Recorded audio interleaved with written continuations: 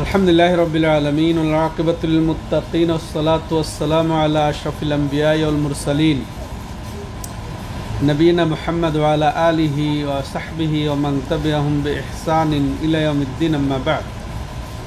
সম্মানিত দূরের ও কাছের দর্শক ও শ্রোতা মণ্ডলী, আল্লাহ রাব্বুল আলামিনের অশেষ মেহেরবানিতে আজ 7ই জামাদুল আখির 7ই রবিউল আখির 1447 হিজরি, রোজ সোমবার, রিয়াদস্থ বাথা ইসলামিক সেন্টার কর্তৃক আয়োজিত আমাদের নিয়মিত অনুষ্ঠানে একত্রিত হয়েছি।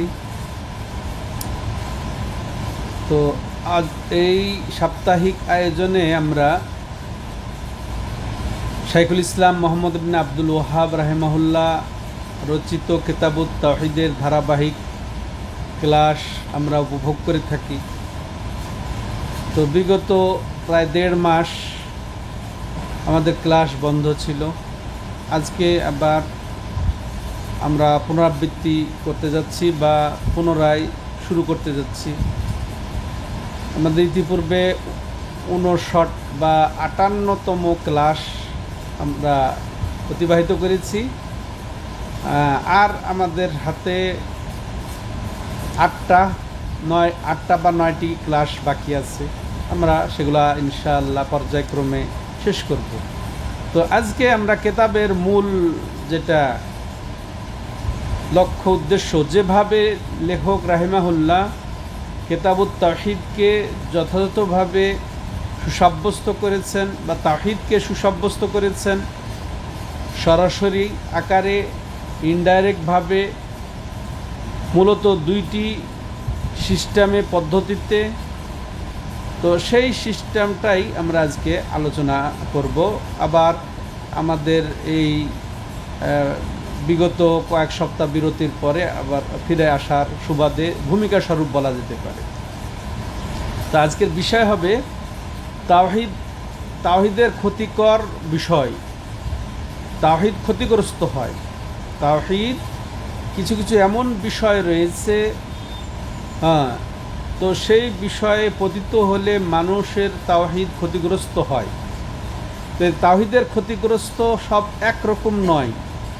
কিছু আছে একেবারে তাওহীদ নষ্ট করে দেয়, তাওহীদ ভঙ্গ করে দেয়, আর সেটা ঈমান ভঙ্গেরও কারণ, ইসলাম থেকে বের করে দেওয়ারও কারণ।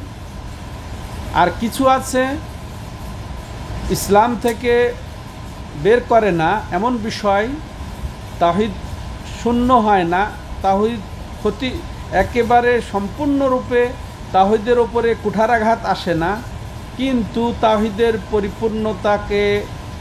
পরিপূর্ণতাকে অবশ্যম্ভাবী করে, তাওহীদের পরিপূর্ণতার নিয়ে আসে, তাওহীদের কমতি নিয়ে আসে, তাওহীদের ঘাটতি নিয়ে আসে। সেগুলা পরিপূর্ণতার পরিপন্থী বিষয় সেগুলা। আর এটা এক বাক্যে আমরা যদি বলি, এক কথাই বলি, এলে তাওহীদের উভয়টি হচ্ছে ক্ষতিকারক দিক। তাওহীদের উভয়টি হচ্ছে ক্ষতিকারক দিক। এই ক্ষতিকারক দিক 2টি। একটি হচ্ছে একের সম্পূর্ণ তাওহীদকে নষ্ট করে দেয়, যে ক্ষতিগ্রস্ত করে, বেঈমান করে দেয়। আর একটি দিক হচ্ছে একেবারে তাওহীদ শূন্য না হলেও তাওহীদের পরিপূর্ণতার ব্যাঘাত ঘটে। তো এই দুটা অবশ্যই আমাদের সবাইকে জানা উচিত। এই দুটাই বিষয় আমাদের সবাইকে জানতে হবে এবং সেখান থেকে নিরাপদ থাকতে হবে। তাওহীদ নষ্ট হয়ে যায় এমন কিছু আমরা ঘটাবো না। তো এটা 2 ধরনেরই, তাই না? তাহলে আমরা 2 ধরনের, একটা হচ্ছে যে আসল তাওহীদের ক্ষতি করে, আর একটা হচ্ছে পরিপূর্ণ তাওহীদের ক্ষতি করে। একটা হচ্ছে আসল তাওহীদের ক্ষতিকারক দিক, আর একটা হচ্ছে কি পরিপূর্ণ তাওহীদের ক্ষতিকারক দিক। আসল তাওহীদ থাকবে কিন্তু পরিপূর্ণতা ক্ষতি করবে, পরিপূর্ণ তাওহীদ থাকবে না। তো দুটোই আমাদেরকে শিখতে হবে। এটা দেখেন, হুযায়ফা ইবনুল ইয়ামান রাদিয়াল্লাহু তাআলা আনহু চমৎকার বলেছেন যে কানা আসহাবুন নবী সাল্লাল্লাহু আলাইহি সাল্লাম ইয়াসআলুনাহু আনিল খায়র ওয়ানাস আলুহু আনিশার মাখাফাতান আন ইউদরিকানি আও কামা ক্বাল, যে তিনি বলছেন কে, হুযায়ফা ইবনে ইয়ামান, প্রখ্যাত সাহাবী, গুরুত্বপূর্ণ সাহাবী, সাহেবুস সির। তো ইনি বলছেন যে রাসূলুল্লাহ সাল্লাল্লাহু আলাইহি ওয়াসাল্লামের সাহাবীগণ তাকে যত কিসে কল্যাণ আছে, কিসে মঙ্গল আছে, কিসে মুক্তি আছে এ সম্পর্কে জিজ্ঞাসাবাদ করতেন। আর আমি রাসূলুল্লাহ সাল্লাল্লাহু আলাইহি সাল্লামকে জিজ্ঞাসা করতাম কি সম্পর্কে, যে কিসে ক্ষতি, তাওহীদ কিসে ক্ষতিগ্রস্ত হবে, ইমানের কিসে ক্ষতি হবে, হ্যাঁ ইসলামের কিসে ক্ষতি হবে, আমি এগুলা তলাশ করতাম, এগুলা আমি জিজ্ঞাসা করতাম রাসূল। কি জন্যে? মাখাফাতান আন ইউদরিকানি, যাতে আমার আমি ক্ষতিগ্রস্ত না হই, এই ভয়ে। আর ক্ষতিগ্রস্ত কয় রকম বললাম আমরা? দুই ধরনের। একটা হচ্ছে আসল তাওহীদের ক্ষতি হয়ে যায়, অর্থাৎ তাওহীদ নষ্ট হয়ে যায়, আর একটা হচ্ছে পরিপূর্ণ তাওহীদের ক্ষতি। ঠিক আছে? তো দুটোই হচ্ছে ভয়াবহ। এই ভয়াবহতার কারণে আমি রাসূল সাল্লামকে খালি জিজ্ঞাসা করতাম যে কিসে আমার তাওহীদ নষ্ট হয়ে যাবে, কিসে আমার তাওহীদ ক্ষতিগ্রস্ত হবে, কিসে আমার তাওহীদে ঘাটতি আসবে, কমতি আসবে, পরিপূর্ণতার পরিপন্থী, সেগুলো আমি জিজ্ঞাসাবাদ করতাম। তো আমাদেরও ওরকম হওয়া উচিত। শিরিক কোনটা, কুফরি কোনটা, নেফাকি কোনটা, হ্যাঁ এগুলা খুঁজে বেড়ানো, যাতে ওগুলার থেকে আমি বাঁচতে পারি, হ্যাঁ যাতে আমি ওইভাবে ক্ষতিগ্রস্ত না হই। তো সম্মানিত দর্শক ও শ্রোতা মণ্ডলী, তো এই যে তাওহীদের যে পরিপূর্ণ তাওহীদের বা আসল তাওহীদের, প্রকৃত তাওহীদের ক্ষতি হয় মূলত তিনটি কারণে। তিন কারণে আসল তাওহীদ নষ্ট হয়ে যায়, মানে মানুষ তাওহীদ শূন্য হয়ে যায়, ইসলাম থেকে বের হয়ে যায়, ঈমান নষ্ট হয়ে যায়। আমরা খুব জানি ওযু ভঙ্গের কারণ, সালাত কিসে ভেঙে যায় ভালো জানি, সিয়াম ভেঙে যায়, রোজা ভেঙে যায়, এগুলো জানতে হবে, এগুলাও ফরজ। তার চেয়ে বেশি জানতে হবে কি তাওহীদ কিসে নষ্ট হয়, ঈমান কিসে নষ্ট হয়ে যায়, মানুষ ইসলাম থেকে কিভাবে খারিজ হয়ে যায়, এগুলো আরও বেশি করে জানা উচিত। কিন্তু এগুলোর কোনো আলোচনাই নেই আমাদের সমাজে। হ্যাঁ, এটার কোনো আমাদের চিন্তার বিষয়ই নয়। আমরা মুসলমান, আমাদের ঈমান। আচ্ছা, ওযু থাকা অবস্থায় ওযু নষ্ট হয় না? সিয়াম আছি, সিয়াম নষ্ট হয়ে যায় না? নামাজরত আছি, নামাজ নষ্ট হয়ে যায় না? তাহলে ঈমানরত আছি, ঈমান নষ্ট হতে পারে না? হ্যাঁ, মুসলমান আছি, আমার ইসলাম নষ্ট হয়ে যেতে পারে না? অবশ্যই হতে পারে। আর এটা আরও সেন্সিটিভ, এটা আরও স্পর্শকাতর। একটু খালি এদিক নিয়তের হেরফের হলি শেষ, নিয়তের গড়বড় হলি শেষ। এটা বোঝা যাবে না যে কখন সে মুরতাদ হয়ে গেছে, কখন সে ইসলাম থেকে বেরিয়ে গেছে। এজন্য আরও বেশি এগুলো চর্চা হওয়া দরকার। যেমন তাওহীদের চর্চা হওয়া দরকার, তেমনি তাওহীদ কিসে নষ্ট হয়ে যাবে, তাওহীদ কিসে পরিপূর্ণভাবে ক্ষতিগ্রস্ত হয়ে যাবে, হ্যাঁ বা পরিপূর্ণতা ঘাটতি আসবে, এগুলো আরও বেশি খোঁজা দরকার, জানা দরকার, বোঝা দরকার, ঈমানকে রক্ষা করার জন্যে, তাওহীদকে সংরক্ষণ করার জন্যে, আর বা তাওহীদের পরিপূর্ণতা হেফাজত করার জন্য। সম্মানিত দর্শক শ্রোতামণ্ডলী, বলছিলাম যে আসল তাওহীদ নষ্ট হয়ে যাওয়ার মৌলিক কয়টি কারণ? তিনটি কারণ, মৌলিক তিনটি কারণ। প্রথম হচ্ছে কুফরি। প্রথম হচ্ছে বড় কুফরি, এমন কুফরি যা মানুষ ইসলাম থেকে খারিজ করে দেয়, হ্যাঁ ঈমান নষ্ট হয়ে যায়। এ ধরনের কুফরি, এটা তাওহীদের একেবারে প্রথম যে এই কুফরি করলে মানুষের তাওহীদ নষ্টই হয়ে যায়, আসল তাওহীদ আর থাকে না, তাওহীদ শূন্য হয়ে যায়, সে কাফের হয়ে যায়। হ্যাঁ, যেমন এই সম্পর্কে আল্লাহ রাব্বুল আলামিন বলেছেন, ওয়া মান ইয়াকফুর বিল ঈমানি ফাকাদ হাবিতা আমালুহু ওয়া হুয়া ফিল আখিরাতি মিনাল খাসিরিন। যে ব্যক্তি ঈমানের সাথে আবার কুফরি করলো, ঈমানদার আছে ঠিকই, আবার ঈমানের সাথে কুফরি করলো, ফাকাদ হাবিতা আমালুহু, অবশ্যই তার আমল বরবাদ, নষ্ট হয়ে যাবে। ঈমান হচ্ছে আমল, ঈমান নষ্ট হয়ে যাবে, হ্যাঁ তার ঈমান নষ্ট হয়ে যাবে। ওয়া হুয়া ফিল আখিরাতি মিনাল খাসিরিন, আর সে আখেরাতে পরকালে একেবারে ক্ষতিগ্রস্তের অন্তর্ভুক্ত হবে। তারা পরকালে ক্ষতিগ্রস্তের অন্তর্ভুক্ত হবে।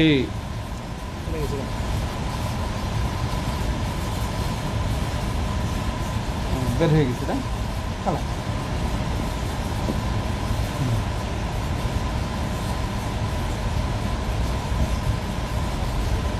এটা কি লাইভ দেওয়া হয় নাই মনে হয়, বুঝতে পেরেছেন?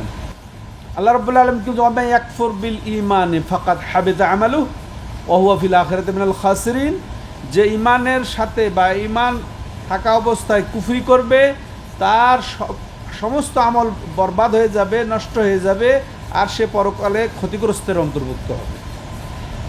তাহলে ক্ষতিগ্রস্ত বলছিলাম তাওহীদের ক্ষতি, হ্যাঁ। আর এটা কোন ক্ষতি? তাওহীদের মূলের ক্ষতি, তাওহীদের মূলে কুঠারাঘাত, তাওহীদ শূন্য হয়ে যাওয়া এটা। আর এটা কুফরির উদাহরণ অনেক। আল্লাহর সাথে কুফরি করা, রাসূলের সাথে কুফরি করা, কোরআনের সাথে কুফরি করা, হাদিসের সাথে সুন্নতের সাথে কুফরি করা, আল্লাহকে নিয়ে উপহাস করা, ঠাট্টা বিদ্রূপ করা, রাসূলকে নিয়ে ঠাট্টা বিদ্রূপ করা, আনিত শরীয়তের কোনো কিছুকে নিয়ে ঠাট্টা বিদ্রূপ করা, এগুলো সব কুফরির অন্তর্ভুক্ত। আর যে করবে ঈমানের সাথে ঈমান রেখে, সে কাফের হয়ে যাবে, তার আমল নষ্ট হয়ে যাবে, সে পরকালে অবশ্যই ক্ষতিগ্রস্তের অন্তর্ভুক্ত হয়ে যাবে। এই প্রথম দিক, তাওহীদের আসল থেকে নষ্ট হয়ে যাওয়া বা আসল ক্ষতিগ্রস্ত হওয়ার প্রথম দিক হচ্ছে কুফর। দ্বিতীয় দিক বা দ্বিতীয় ধরন, সেটা হচ্ছে শিরিক, বড় শিরিক, এমন শিরিক যে ইসলাম থেকে খারিজও করে দেয়। হ্যাঁ, সে এই শিরিক, যেমন ওয়ালাকাদ উহিয়া ইলাইকা ওয়া ইলাল্লাযীনা মিন ক্বাবলিক লাইন আশরাকতা লাহবাতান্না আমালুক ওয়া লাতাকুনান্না মিনাল খাসিরিন বালিল্লাহা ফা'বুদ ওয়া কুম মিনাশ শাকিরিন। আল্লাহ কি বললেন? যে হে রাসূল, সবাই বলেন সাল্লাল্লাহু আলাইহি সাল্লাম, যে দেখো তোমার প্রতি ওয়াহি করা হয়েছে যেমনটি তোমার পূর্বের প্রতিও ওয়াহি করা হয়েছিল, যে লাইন আশরাকতা, হে নবী, এই আমাদের নবীকেও আল্লাহ এইভাবে সম্বোধন করছেন যে তুমি যদি শিরিক করো। ওরকম আমাদের নবী সাল্লাল্লাহু আলাইহি সাল্লামের পূর্বের যত নবী রাসূল এসেছেন তাদেরকেও আল্লাহ সম্বোধন করে বলছেন, হে নবী, তুমি যদি শিরিক করো, লাহবাতান্না আমালুক, অবশ্যই তোমার আমল নষ্ট হয়ে যাবে, অবশ্যই নষ্ট হবে, এতে কোনো সন্দেহ। আল্লাহ বলছেন অবশ্যই নষ্ট হয়ে যাবে। ওয়ালা তাকুনান্না মিনাল খাসিরিন, আর তুমি অবশ্যই ক্ষতিগ্রস্তের অন্তর্ভুক্ত হবে। হ্যাঁ, আমল নষ্ট হয়ে যাবে, অবশ্যই ক্ষতি। তাহলে এখানেও তাওহীদের ক্ষতি কিসে হবে? শিরিক করলে। আগেরটা ছিল কুফরি করলে, আর এটা হলো শিরিক করলে। হে নবী, তুমি যদি শিরিক করো। আর আমরা এমন পাক্কা মুসলমান, হ্যাঁ পাক্কা মুসলমান, যে আমাদের ঈমানের কোনো ঘাটতি হয় না, কমতি হয় না। হ্যাঁ, ঈমান এনেছি, আবার আমাদের আবার শিরকের আলোচনার দরকার কি? তাওহীদের আলোচনা দরকার কি? ঈমানের আলোচনা দরকার, ঈমান নষ্টের আলোচনা দরকার কি? আমরা তো মুমিন, এই একটা ভাব। আর অথচ আল্লাহ তার নবীকে বলছেন তুমি যদি শিরিক করো তোমারও অবশ্য আমল নষ্ট হয়ে যাবে, তুমি অবশ্যই ক্ষতিগ্রস্ত হবে। চিন্তা করে দেখেছেন যে আমার চাচা রাহিমাহুল্লাহ সাধারণ মানুষ ছিলেন, কিন্তু বড় পণ্ডিত ছিলেন। আবার হ্যাঁ, কি হয়েছে, মানে অজু ভঙ্গের কারণের প্রতি তো উনি করতেন, একটা মাসআলা আছে, ঠিক হেদায়ার একটা মাসআলা আছে, যে পশুর সাথে অপকর্ম করলে অজু নষ্ট, গোসল ফরজ হয় না, বা এই ধরনের কিছু একটা। আল্লাহ, পুরাটা স্মরণ হইতেছে না। তখন উনি বলছেন, হাইরে লোহার অজু ভাঙে না, এমন লোহার ঈমান শিরিক করলে ভাঙে না আমাদের তাওহীদি জনতা। আমরা যেহেতু তাওহীদি জনতা নাম নিয়ে নিয়েছি, মুসলমান নাম নিয়েছি, আমাদের তাওহীদ নষ্ট হয় না। ওই যে বললাম যে অজু থাকা অবস্থায় এমন কিছু আছে যেগুলো অজু ভেঙে যায়। সলাতরত অবস্থায় থাকলে যদি সলাত ভঙ্গকারী কিছু ঘটে যায়, ভেঙে যায়, আমার ঈমান ভাঙতে পারে না। তো তাওহীদি জনতার নাম দিয়ে যাই করি না কেন, কবরে, মাজারে, দরগায়, সেখানে যে সিজদা করলো অজু ভাঙবে না। হ্যাঁ, ঈমান তো দূরের কথা, ঈমান ভাঙবে কেমনি? ঈমান তো ঈমানই। হ্যাঁ, তো এটা কঠিন অবস্থা। হ্যাঁ, অজু তো ঈমান ভেঙে যাবে। ঈমান নষ্ট হয়ে যাবে, হ্যাঁ তাওহীদ নষ্ট হয়ে যাবে। তো এটা আল্লাহ তার স্বয়ং রাসূল সাল্লাল্লাহু আলাইহি ওয়াসাল্লাম যে অবশ্যই তোমার আমল নষ্ট হয়ে যাবে তুমি যদি শিরিক করো। শিরিক কি আমরা জানি, হ্যাঁ শিরিক শুধু সিজদাই নয়, শিরিক শুধু রুকু নয়, রুকু যেমন শিরিক, সিজদা যেমন শিরিক, তেমন দোয়া আল্লাহ ছাড়া অন্যের কাছে করাটা শিরিক, ডাকা শিরিক, আশ্রয় চাওয়া শিরিক, ভরসা করা শিরিক, আশা করা শিরিক, আল্লাহর মতো মহব্বত করা শিরিক, আল্লাহর মতো ভয় করা শিরিক, আল্লাহর মতো সম্মান করা শিরিক। যদি এটা অন্যকে হয়, মৃত ব্যক্তিকে হয়, অনুপস্থিত ব্যক্তিকে হয়, মাজারে হয়, দরগায় হয়, সন্তান চাওয়া শিরিক, আল্লাহ ছাড়া অন্যের কাছে এগুলো শিরিক, তাহলে নষ্ট হয়ে যাবে। এটা নবী, এটা পাক্কা মমিন নামধারী ওলি উনি চাইলেও যেরকম অন্যের কাছে সন্তান চাইলে, অন্যের কাছে বিপদ আপদ মুক্তির আবেদন করলে, হ্যাঁ বিপদ আপদ মুক্তকারী মনে করলে, যেমন একজন মুত্তাকি পরেজগার দিনদার দেখতে বেশ ভূষা আলেম, হ্যাঁ উনি চেয়েও যদি এইভাবে চায় যেমন শিরিক হবে, তার ঈমান নষ্ট হয়ে যাবে, ঠিক সাধারণ পাবলিক যেও চাইলেও হবে। রাসূল সাল্লাল্লাহু আলাইহি সাল্লামকে বলছেন যে লাইন আশরাকতা লাহবাতান্না আমালুক, তুমি যদি শিরিক করো। আর এগুলো সব শিরকের অন্তর্ভুক্ত যেগুলা বলা হলো। আল্লাহুল মুস্তাআন, লা হাওলা ওয়ালা। এরপরে আল্লাহ বলছেন বালিল্লাহা ফা'বুদ, বরং আল্লাহরই ইবাদত করো, আল্লাহর ইবাদত করো, ওয়া কুম মিনাশ শাকিরিন, আল্লাহর ইবাদত করে তুমি কৃতজ্ঞশীল বান্দাদের অন্তর্ভুক্ত হয়ে যাও। তাহলে আল্লাহর ইবাদত করতে হবে। আল্লাহর ইবাদত শুধু সালাত আদায় করা নয়, আল্লাহর ইবাদত শুধু যাকাত আদায় করা নয়, আল্লাহর ইবাদত শুধু সিয়াম পালন করা নয়, আল্লাহর ইবাদত শুধু হজ করা নয়, আল্লাহর ইবাদত হচ্ছে চাওয়া, আল্লাহর ইবাদত হচ্ছে ভরসা করা, আল্লাহর ইবাদত হচ্ছে জবাই করা, আল্লাহর ইবাদত হচ্ছে ভয় করা, সম্মান করা, একেবারে নমনীয়তার সাথে সশ্রদ্ধভাবে বসা, রুকু করা, তারপরে একেবারে আত্তাহিয়াতের মতো যেভাবে সম্মান দিয়ে আমরা বসি আল্লাহর সামনে, ঠিক ওইভাবে মাজার দরগায় গিয়ে বসা, অবস্থান নেওয়া। এতেকাফ হচ্ছে ইবাদত, আল্লাহর জন্য এতেকাফ হবে মসজিদে, এই এতেকাফ যদি কবর মাজার দরগায় হয় সেটা হচ্ছে ইবাদত, সেটা হচ্ছে ইবাদত, ইসলাম থেকে খারিজ হয়ে যাবে। তৃতীয় বিষয় যেটা, হ্যাঁ তাওহীদের পরিপূর্ণতা বা আসল তাওহীদের ক্ষতি সাধনকারী, আসল তাওহীদ যে নষ্ট হয়ে যায়, ঈমান নষ্ট হয়ে যায়, সেটা তৃতীয় যেটা ধরন, সেটা কি? মুনাফিকি, বড় মুনাফিকি।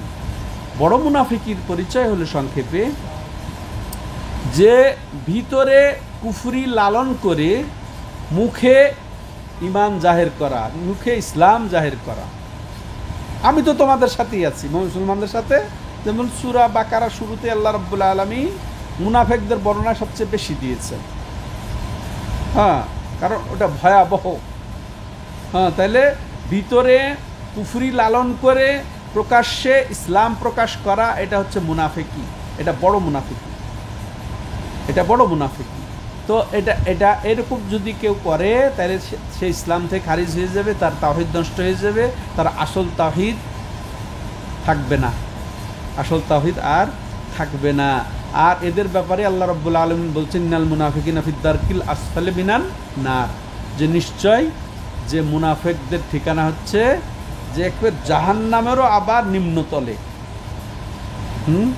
জাহান্নামেরও নিম্ন, জাহান্নাম এমনি গভীর, জাহান্নামটা কত গভীর আইডিয়ার জন্যে নবী সাল্লাল্লাহু আলাইহি সাল্লাম একবার বসা ছিলেন সাহাবাদের সাথে, এমন একটা আওয়াজ হলো, জিজ্ঞাসা করলেন তোমরা কি জানো এটা কিসের আওয়াজ? আল্লাহ ওয়া রাসূলু আলাম, আল্লাহ এবং রাসূলই জানেন। তো বলছে এটা সেই আওয়াজ যে আল্লাহ রাব্বুল আলামিন 70 বছর পূর্বে এই জাহান্নামের মুখে একটি পাথর ছেড়ে দিয়েছিলেন। ওই পাথর এই আজকে পৌঁছে যে আওয়াজটা হলো সেটাই তোমরা শুনলে, সেই জাহান্নাম। তো এর তলদেশ কার ঠিকানা? মুনাফিকের ঠিকানা, যে মুখে ইসলাম প্রকাশ করে আর ভিতরে কুফরি লালন করে। নাসাল্লাল্লাহু সাল্লাম আল আফিয়া। তো এই ছিল তাওহীদের আসল তাওহীদের নষ্টকারী বিষয়, আসল তাওহীদ নষ্ট হয়ে যায়। এই মূলত এই তিনটি কারণ। এর সাথে মনে করেন যে ইসলাম গ্রহণ করার পরে মুসলমান থাকা অবস্থায় আবার কুফরি অন্য ধর্মে ফিরে যাওয়া, ইসলামকে পরিত্যাগ করা, এটাকে মুরতাদ বলে, তাই না? মুরতাদ হয়ে যাওয়াটাও আসল তাওহীদের পরিপন্থী বা আসল তাওহীদ নষ্ট করে দেয়, আসল তাওহীদ আর থাকে না, তো মুরতাদ হয়ে গেল, তাই না? হ্যাঁ, এক কথা কেউ পর্দাকে যদি কটাক্ষ করে মুরতাদ হয়ে যাবে। দাড়িকে রাখে না একটা জিনিস, কিন্তু দাড়িকে নিয়ে কটাক্ষ করলে মুরতাদ হয়ে যাবে। কুফরি, ইমানের পরে কুফরি। ওই যে আপনারা তো এই শুনেছেন ওটা, যে এই কারীদের মতো পেটুক, কারুদের মতো যুদ্ধে কাপুরুষ, আর ভীতু আর আর আর আমাদের মধ্যে নাই। ওরা সাহাবাদের উদ্দেশ্য নিয়েছে। তো ওইটাই আল্লাহ রাব্বুল আলামিন আয়াত নাজিল করে দিয়েছেন যে লা তাতাদিরু কাদ কাফারতুম বাদা ঈমানিকুম, আর কুফরি করো না, যে তোমরা ইমানের না, আর তোমরা ইতিজার করো না, ওজর পেশ করো না, তোমরা ইমানের পরে অবশ্যই কুফরি করেছো। কি বলে? ওই যে তারা ওই যে কারীদেরকে নিয়ে উপহাস করলো, কারীদেরকে উপহাস করলো, তখন আল্লাহ রাব্বুল আলামিন আয়াত নাজিল করলেন, কুল আবিল্লাহি ওয়া আয়াতিহি ওয়া রাসূলি কুনতুম তাস্তাহজিউন, যে তাইলে কি তোমরা আল্লাহর সাথে, আল্লাহর আয়াতের সাথে, তারপর তার রাসূলের সাথে ঠাট্টা বিদ্রুপ করছিলে? লা তাতাযিরু কাদ কাফারতুম বা'দা ঈমানিকুম, যে আর কোনো কৈফিয়ত করবে তোমাদের চলবে না, ওজর চলবে না, তোমরা ঈমানের পরে কুফরি করেছো। তো মুরতাদ হয়ে যাওয়াটা, এটা তাওহীদের আসলের ক্ষতি সাধন হয়ে যায়, তাওহীদ আর থাকে না তার। এরকম জাদু করলেও মানুষের ঈমান থাকে না, তাওহীদ শূন্য হয়ে যায়। এই গেল, বলছিলাম যে তাওহীদ ক্ষতিগ্রস্তকারী কয়টা, মূলত দুইটা দিক। একটা হচ্ছে আসল তাওহীদের ক্ষতি সাধন করে, আর একটা হচ্ছে পরিপূর্ণ তাওহীদের, এই দুইটা বাক্য মনে রাখবেন, আসল তাওহীদের ক্ষতি সাধনকারী আর পরিপূর্ণ তাওহীদের ক্ষতি সাধনকারী। আসল তাওহীদ ক্ষতি সাধনকারী, এই যে মৌলিক তিনটা বিষয় বললাম, বড় কুফর, বড় শিরিক, বড় মুনাফিকি, ঠিক আছে? এর সাথে আরও আনুষঙ্গিক আছে। আর এবার আসেন পরিপূর্ণ তাওহীদের ক্ষতি সাধন করে কিসে, সেগুলা, এগুলা ঠিক এর বিপরীত। বিপরীত বলতে ওইভাবে বিপরীত নয়, ছোট কুফর, ছোট শিরিক, ছোট মুনাফিকি, এগুলা পরিপূর্ণ তাওহীদের ক্ষতি সাধন হয়। আর পরিপূর্ণ তাওহীদ থাকে না, পূর্ণ ইমানদার সে থাকে না। বুঝে আসলো? সংক্ষেপে এটাই শেষ, ওয়াজ শেষ। তো ছোট কুফরি কোনটা? ওই যে যেমন ওই যে মান হালাফা বেগাইরিল্লাহ ফাকাদ কাফারা আশরাক, যে আল্লাহ ছাড়া অন্যের নামে কুফরি করলো, সে কুফরি করলো বা শিরিক করলো, ঠিক আছে? তাহলে এটা কুফরি হতে পারে, এটা হচ্ছে ছোট। মুখের দ্বারা, বিশ্বাসে নাই, মুখের দ্বারা, জবানের ভাষা চয়নে এইভাবে যদি কেউ আল্লাহর সাথে অন্যর সাথে অংশীদার করে ফেলে, ও বলে, এবং বলে, আল্লাহ এবং তুমি না হলে হতো না, এরকম বলে, এগুলা হচ্ছে ছোটো কুফরি। তাবিজ কবচ সাধারণত লাগানো, এগুলা ছোট। যদি মনে করে এটা ওসিলা, ভালো করবেন আল্লাহ, কিন্তু এটা তাবিজ কবচ ওসিলা, তাহলে এটা ছোট, তাহলে এগুলা ছোট কুফর, ছোট শিরিক। বুঝে আসছে? ছোট শিরিক, যেটা ওই যে ইবাদতের মধ্যে হয় না, আর ছোট শিরিক অনুরূপভাবে যে ইবাদত সমূহের কোনো ইবাদতে আল্লাহর সাথে অন্য কাউকে ভাগ বসিয়ে দেওয়া, এটা হচ্ছে শিরিক, তাই না? আর এছাড়া মুখের দ্বারা এমন কোনো কিছু কর্মের দ্বারা যেটা সে মনে ওটা রাখে না, কিন্তু হয়ে যায়, ঠিক আছে? তাবিজ কবজ ঝুলানো, এটা কর্ম। তেমনি আল্লাহ এবং বলে বলা, যে আপনার তাওহীদের এইগুলা শুনেছেন। আর দেখেন এই যে এরপরে ছোট নেফাকি, ছোট নেফাকিও আছে। ছোট নেফাকি জানেন যে আয়াতুল মুনাফিকে সালাসা, কোন বর্ণনা আছে আয়াতুল মুনাফিকে আরবা, যে মুনাফেকের আলামত হচ্ছে 3টা, বা মুনাফেকের আলামত হচ্ছে 4টা। এগুলা যেগুলো আলামত আছে না, এগুলো আসলে ছোট মুনাফেকির আলামত। যখন কথা বলবে মিথ্যা বলবে, যখন ঝগড়া করবে গালি দেবে, যখন ওয়াদা করবে খেলাফ করবে, অঙ্গীকার করলে ভঙ্গ করবে। এই যে এগুলা, ঠিক আছে, এগুলা। এখন যদি এখানে আবার মুনাফিক খালেজ বলা হয়েছে, এখানে হচ্ছে, এখানে বুঝতে হবে। আর খারেজিদের একটা নীতি আছে, কাবিরা গুনাহ করলে ওদেরকে ইসলাম থেকে আউট করে দেয়। কারণ এই হাদিসের ভিত্তিতে ওরা ফতোয়া দিবে কি, যে মিথ্যা বলবে সে একেবারে কাফের হয়ে গেছে বা মুনাফেক হয়ে গেছে। যেহেতু এখানে মুনাফেকের কথা বলা আছে, মুনাফেকের আলামত এইগুলা। তো এখন মিথ্যা বললে যদি বলেন এটা একেবারে খালেস ইন্নাল মুনাফিকিনা ফিদ দারকিল আসফালে মিনান নার, যদি পাঠায় দেন তাহলে মুমিন বাঁচবে, কেউ থাকবে, মুসলমান থাকবে? মিথ্যা বলা এখন এটাই আসল হয়ে গেছে, সত্যটা এখন কঠিন। তার মানে ওয়াদা ভঙ্গ করা এটা এখন নেচার হয়ে গেছে, নাউজুবিল্লাহ। যদি বলছি না যে এটা কোনো সমস্যা না, বড় সমস্যা। এই যে অশ্লীল বকা, যে নেচার, অথচ রাসূল বলেছেন এগুলা মুনাফিকের আলামত। এগুলা যাদের মধ্যে সবটাই আছে, প্রকৃত মুনাফিক। প্রকৃত বলতে সে ছোট মুনাফিক, ছোট প্রকৃত মুনাফিক। আর যেগুলো আগে বললাম, যে এই যে আকীদার মধ্যে, অন্তরের মধ্যে যদি তার কুফরি থাকে আর মুখে যদি বলে আমি মুসলমান, সেটা হচ্ছে প্রকৃত মুনাফিক, যার ঠিকানা জাহান্নামের নিম্নতলে। তো এগুলা বলছিলাম যে পরিপূর্ণ তাওহীদকে ক্ষতিগ্রস্তকারী। তাহলে আজকের আলোচনা কি ছিল? তাওহীদ ক্ষতিগ্রস্ত করে এমন বিষয়। তো এটা দুটি, প্রথম হচ্ছে আসল তাওহীদের ক্ষতি সাধনকারী, দ্বিতীয় হচ্ছে পরিপূর্ণ তাওহীদের ক্ষতি সাধনকারী। আসল তাওহীদের ক্ষতি সাধন মূলত তিনটি কারণে হয়। সেটা হচ্ছে বড় কুফরি, বড় শিরিক, বড় মুনাফিকি।